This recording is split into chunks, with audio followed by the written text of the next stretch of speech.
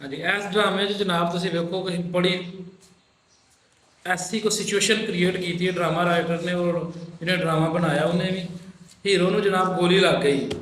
हस्पताल जाने की जरूरत नहीं, हस्पताल काहदे वास्ते ने एवें बनाए ने फजूल हस्पताल। हीरो ਨੂੰ जनाब गोली लगी है, हीरो ना हॉस्पिटल गया है, ना किसी होर साइड ते गया है, ना किसी डॉक्टर ਨੂੰ मिलिया, हीरो ਨੂੰ उत्थे ही हीरो ने जनाब घर वाली कैंची फड़ी गई। हालांकि इस काम वास्ते गोली जी लगी हुई ना बंदे होश कोई नहीं होंगी।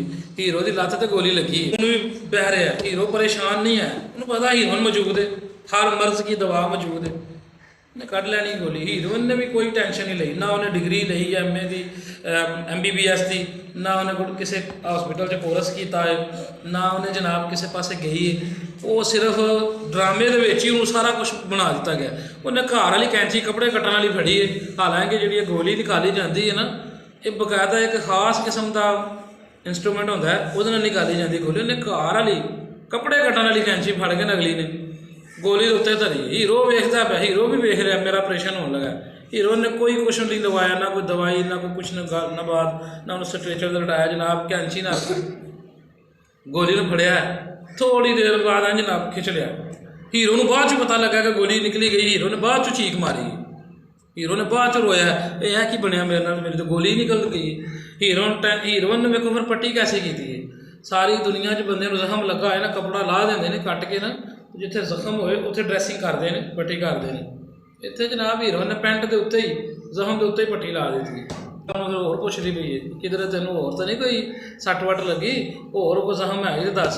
अगो हीरो हरी जनाब ने इन्होंने हजे ताज़ा लत्त के विचों गोली निकलवाई है। मैं बैंडेज कर देती हूँ, बताओ। तो आगे से हीरो देखो क्या कहता है। चोट मेरे दिल में लगी है रितमा।